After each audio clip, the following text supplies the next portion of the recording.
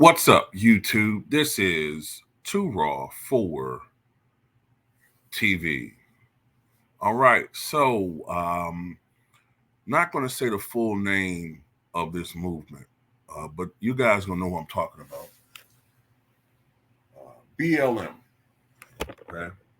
BLM, the movement that gained momentum after the Ferguson tragedy with Michael Brown, some 9 or 10 years ago.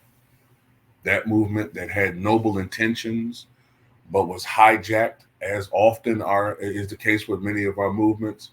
It was hijacked by others, and it became corrupted and perverted by individuals.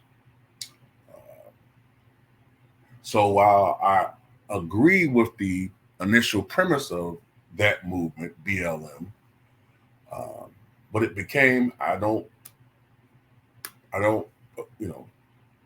support. However, BLM, the organization, I do agree with this. Yesterday, they issued a memo, I believe. I think it was an email that voiced their disdain and disapproval of how the Democratic Party has basically subverted democracy and are collectively shoving Kamala down our throats. Usually there is a primary. Usually there's a situation where there are debates, even within the Democratic Party. That's not the case this time. And while it is true that oftentimes when there's an incumbent president running, you don't really hear too much from the opposition because usually the party is united behind that incumbent president. But still, usually there are primaries held. The incumbent might win anywhere from 80 to 90+% of the vote, usually. There's only token opposition, but still, usually there are primaries. That hasn't been the case. So anyway, BLM demands that the Democratic National Committee immediately host an informal virtual snap primary across the country prior to the DNC convention next month. They call for the Rules Committee to create a process that allows for public participation in the nomination process, not just a nomination by party delegates. See, back in the days, the old system, party delegates decided who the nominee was. You know what I'm saying?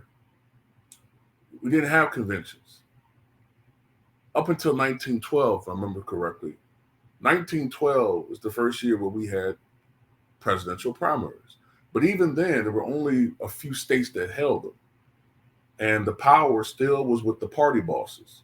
So, for instance, Teddy Roosevelt won the majority of the primaries in 1912 for the Republican Party. But because most of the delegates still were decided by party bosses, and the conservative faction of the Republican Party had taken firm control, despite the fact that the people's pick in the somewhat limited primary participation with Roosevelt, they voted for Taft, the incumbent, even though he was very unpopular. So that caused a friction. They called it a break in the party, actually. Roosevelt ran independent, and that threw the election to Wilson. But anyway, over the years, over the next ensuing decades, you saw more and more states involving themselves in primaries, to the point where the last nominee, who was essentially picked by the party bosses, was Hubert Humphrey. And that was a similar situation, where Hubert Humphrey was the vice president of Lyndon Johnson in 1968. And Lyndon Johnson, March 31st, 1968, he was, besieged by the Vietnam War. besieged by public unrest, friction within his own party. Uh, Lyndon Johnson had uh, participated in the New Hampshire primary, and even though he won, Eugene McCarthy got over 40% of the vote, and his showing was so poor in that primary that he bowed out. Said, LBJ wasn't going to take a chance of losing, so he bowed out. Now, afterwards, you still had other people who were interested in being president. So when Lyndon Johnson bowed out, that's when RFK, Robert Kennedy Jr., decided to get into the race, and he entered the primaries. And June 5th, no, excuse me, was it June 5th or June 5th? It might have been June 4th. June 4th, I think it was. He won the California primary. And he might, if you ever see the clip, he said it was on to Chicago, because he was going to participate in the Illinois primary. And unfortunately, he was gunned down in the Baxter Hotel where he was at. And that ended his candidacy. He died. And that pretty much, it was June. So it was so close to the convention. And there really wasn't another candidate that people could rally behind, that they just gave it to Humphrey. And even with that, some people said, well, Humphrey was selected, not elected. But Humphrey did win some primaries back in 1960 against Kennedy, but he wasn't selected. But since then, both parties have totally been so-called Democratic. And the candidates who are not incumbents have been chosen through the primary process. So Kamala is being selected by party delegates and party bosses and donors, and not the people. And some people have a problem with that. Look, I don't like the fact that people have been itching for Joe Biden to drop out, and now all of a sudden saying, oh, they forced Joe Biden out. Well, you wanted Joe Biden to drop out. But I do understand people who are saying, well, they wanted Joe Biden to bow out and then pick someone in an open selection, or have some type of voter participation. Hell, I don't know if this could be done. Well, I guess you can't organize that in one day, but some sort of selection process. So that's the criticism there. But I had to put that out there.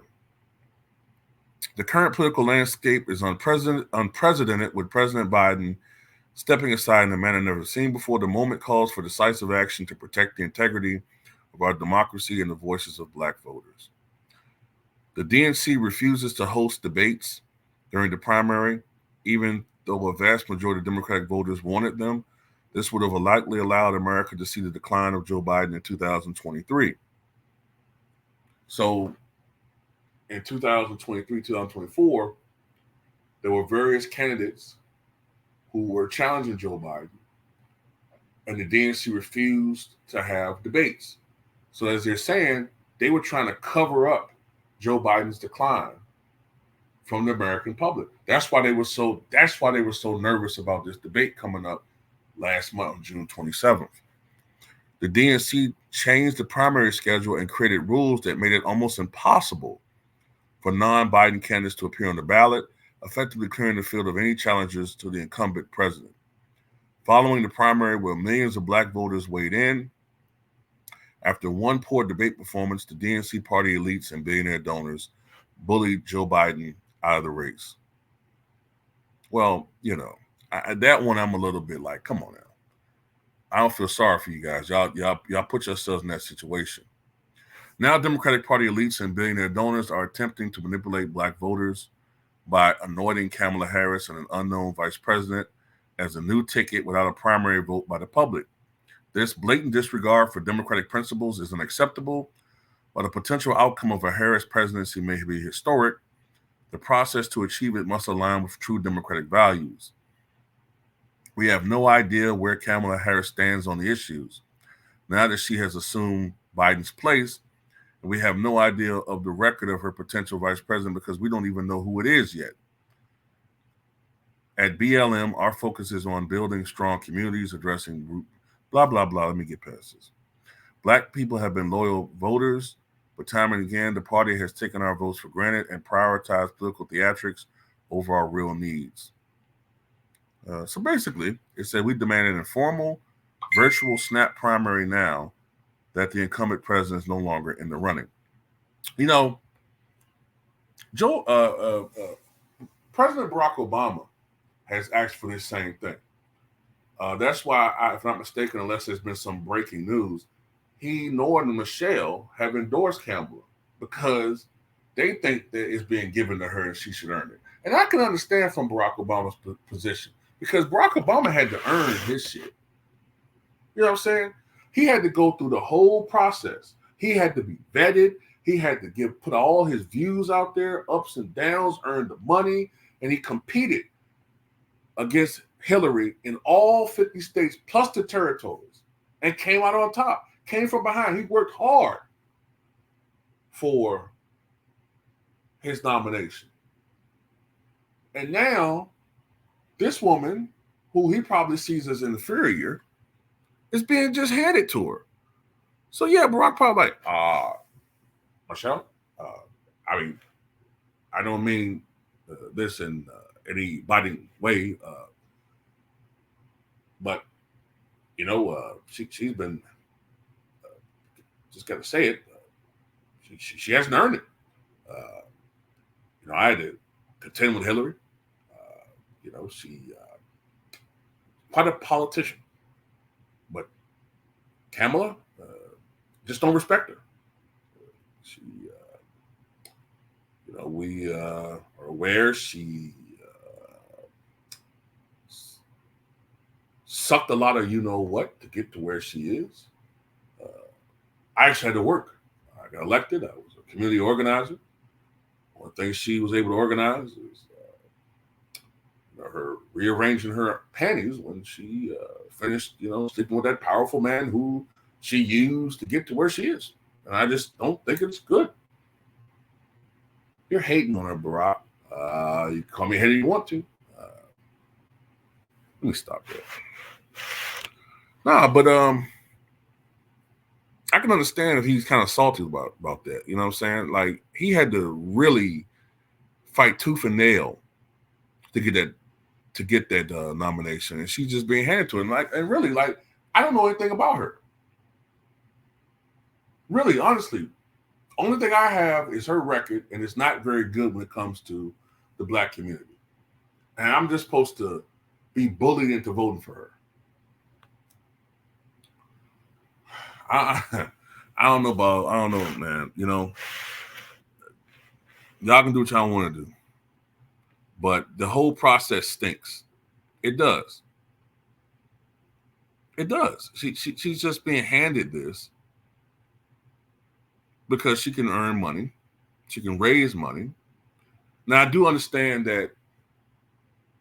You know what I'm saying? The time period, it really makes it difficult for a credible candidate or opposing candidate to come up and step up. But, you know, the convention is still 3 weeks away. They can do something. You know, I mean, she's probably still going to get it. But yes, I don't know anything about this woman. See, a lot of people, let's be honest, a lot of people just want to just vote for her because it's going to make them feel good. Oh, I got someone that looks like me or similar to me in the White House. I'm going to vote for. Well, you know, you can do that if you want to. I'm past that. I'm past that with Barack. Okay. I don't know about you guys, but I don't look at the Barack Obama presidency with fondness because, you know, one of the first things that happened to me when Barack Obama was elected president, and this probably was by design. Did you know that within about a month after he became president, so many black men were laid off? And I swear they did that by design to make Barack look bad. They did it to make him look bad.